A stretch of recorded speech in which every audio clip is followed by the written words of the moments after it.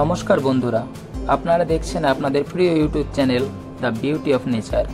The beauty of নেচারের আজকের এপিসোডে আমরা জানব ছোটবেলার সেই প্রিয় কার্টুন মুভি দ্য ফাইন্ডিং নিমো। হ্যাঁ বন্ধুরা, আজকের আমরা জানব নিমো ফিশ সম্বন্ধে। বন্ধুরা, জানো কি, নিমো মাছ কিন্তু একটা বিষাক্ত অ্যানেমোনির মধ্যে বাস করে। আর অবাক করা ব্যাপার হচ্ছে, এই অ্যানেমোনির বিষে অন্য মাছ মারা গেলেও ক্লাউন ফিশ একেবারে থাকে আরামে ওখানেই। এর কারণ হচ্ছে ক্লাউন ফিশের গায়ে একটা বিশেষ ধরনের স্লেমা স্তর থাকে, যা ওদের অ্যানিমোনির বিষ থেকে রক্ষা করে। ওরা ওদের শরীরের সঙ্গে ওই অ্যানিমোনির সম্পর্ক তৈরি করে আর দুজনে একে অপরকে সুরক্ষা দেয়। একে বলে সিম্বায়োটিক রিলেশনশিপ।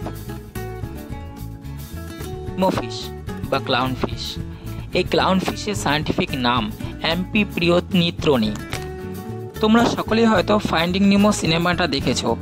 এই সিনেমার কারণেই এই মাছটার জনপ্রিয়তা এখন বিশ্বজুড়ে। এই সিনেমাটা শুধু একটা বাবা ছেলের গল্প নয়, বরং ভয়, বিশ্বাস আর ভালোবাসার এক অসাধারণ উপাখ্যান।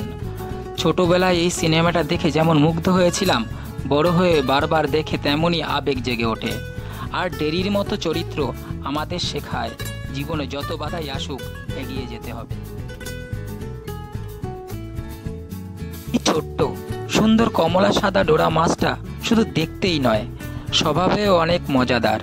সাধারণত এরা থাকে উষ্ণ সমুদ্রের প্রবাল প্রাচীরের মধ্যে, বিশেষ করে ইন্দো প্যাসিফিক অঞ্চল, অর্থাৎ ভারত মহাসাগর আর প্রশান্ত মহাসাগরের মধ্যে। ক্লাউন ফিশ কিন্তু জন্মসূত্রে সবাই পুরুষ হয়।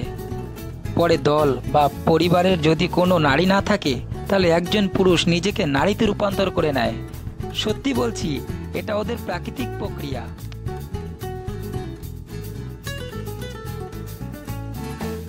কি ফাইন্ডিং নিমো ফিল্মটা দেখেছো?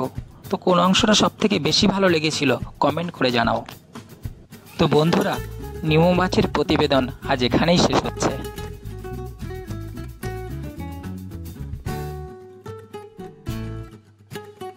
প্রতিবেদনটি ভালো লাগে তাহলে লাইক, কমেন্ট আর চ্যানেলটা সাবস্ক্রাইব করে পাশে থেকো। আর হ্যাঁ, চাইলে শেয়ার করেও বন্ধুদেরকে দেখার সুযোগ করে দিতে পারো। তো ভালো থেকো বন্ধুরা, আবারও দেখা হবে। নমস্কার।